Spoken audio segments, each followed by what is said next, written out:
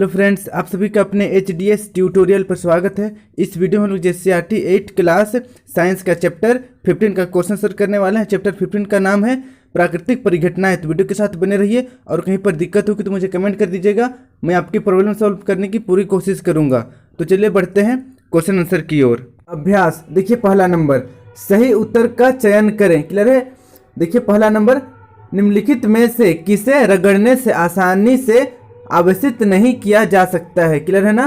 तो देखिए पहला कन ऑप्शन है तांबे की छड़, ख प्लास्टिक पैमाना, ग ऊनी वस्त्र और घ है फुला हुआ बैलून। तो इसमें सही आंसर हो जाएगा ऑप्शन नंबर क। क्लियर है ना? तांबे की छड़ को हम लोग रगड़ने से इसको आसानी से आवेशित नहीं कर सकते हैं। तो चलिए देखिए सेकेंड नंबर का क्वेश्चन है, आवेश कितने प्रकार के होते हैं। तो देखिए पहला ऑप्शन है 1, दूसरा 2, तीसरा 3, चौथा 4। तो इसमें सही आंसर हो जाएगा ऑप्शन नंबर ख। क्लियर है? आवेश 2 प्रकार के होते हैं, एक ऋण आवेश और दूसरा धन आवेश। क्लियर है? फिर देखिए आगे तीसरा नंबर का क्वेश्चन है, विपरीत आवेशों के बीच होता है। तो विपरीत आवेशों के बीच होता है, पहला देखिए क नंबर आकर्षण या ख नंबर प्रतिकर्षण या ग नंबर आकर्षण प्रतिकर्षण दोनों या इनमें से कोई नहीं। तो इसमें सही आंसर हो जाएगा ऑप्शन नंबर क। क्लियर है?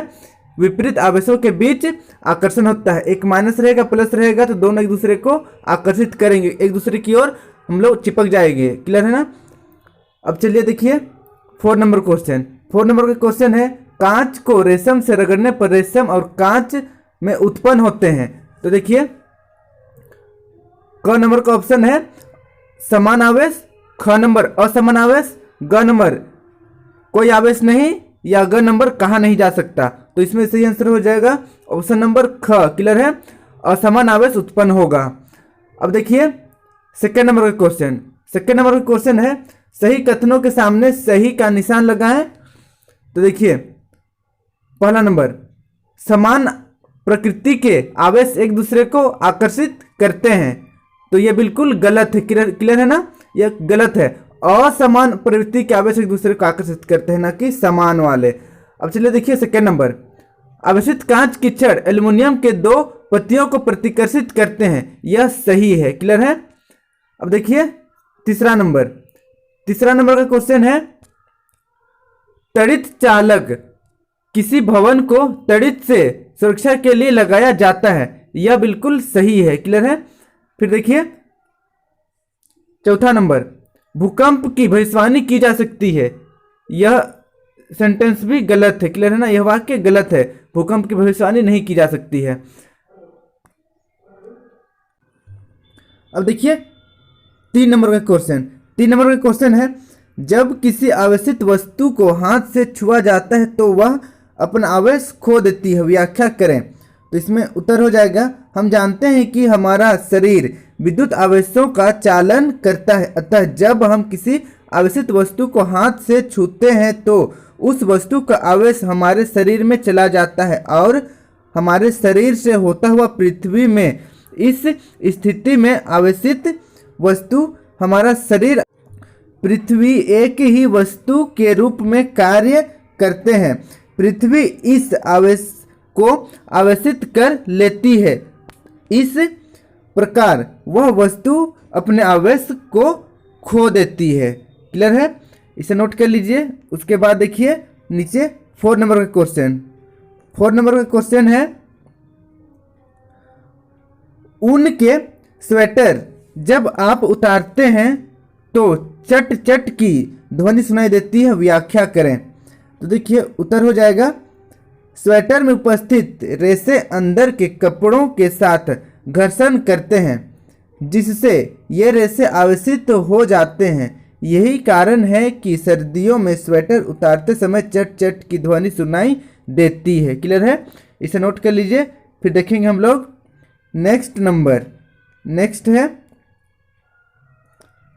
5 नंबर का क्वेश्चन है, तड़ित से अपनी सुरक्षा के 3 उपाय सुझाएं। तो देखिए तड़ित से अपनी सुरक्षा के उपाय निम्नलिखित हैं। पहला, यदि आप किसी ऐसे खुले क्षेत्र में हैं जहां कोई शरण स्थल नहीं है तो सभी वृक्षों से काफी दूर पर खड़े रहें। दूसरा, घर पर कंप्यूटर, टीवी आदि विद्युत उपकरणों के प्लगों को सॉकेट से निकाल देना चाहिए। फिर तीसरा, घरों के साथ त्वरित चालक लगाएं। क्लियर है ना। अब देखिए नीचे 6 नंबर का क्वेश्चन। 6 नंबर का क्वेश्चन है, भारत के उन 3 राज्यों की सूची बनाएं जहां भूकंपों के झटके अधिक संभावित हैं। तो उत्तर देखिए, भारत के 3 अति भूकंप आशंकित राज्य हैं। पहला देखिए उत्तराखंड, दूसरा जम्मू एवं कश्मीर और तीसरा गुजरात। क्लियर है, इसे नोट कर लीजिए। फिर देखेंगे हम लोग नेक्स्ट नंबर देखने से पहले आपसे रिक्वेस्ट है कि अगर अभी तक आप मेरे चैनल को सब्सक्राइब नहीं किए हैं तो सब्सक्राइब कर लीजिए और बेल आइकन को भी प्रेस कर दीजिए, ताकि जब भी मैं नया वीडियो अपलोड करूं आप तक नोटिफिकेशन चली जाए। और वीडियो को अपने दोस्तों के साथ, अपने क्लासमेट के साथ जरूर शेयर करें, ताकि वे भी अच्छी तरीके से नोट बना सकें। तो चलिए बढ़ते हैं हम लोग नेक्स्ट नंबर की ओर।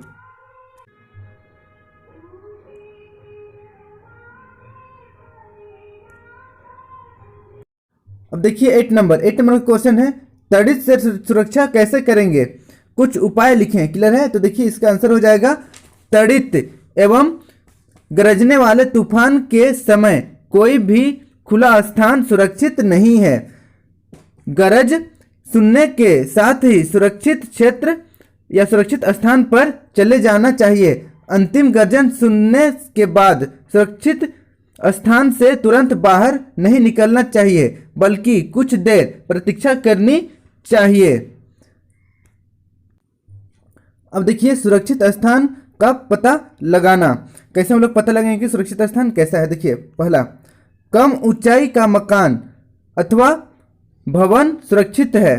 क्लियर है ना, कम ऊंचाई वाला मकान या फिर भवन कम ऊंचाई वाला होना चाहिए, अधिक ऊंचाई वाला नहीं होना चाहिए। अब देखिए दूसरा, यदि आप बस, कार अथवा रेलगाड़ी द्वारा यात्रा कर रहे हैं तो वाहन की खिड़कियां तथा दरवाजे को बंद कर देने पर आप सुरक्षित हैं। क्लियर है।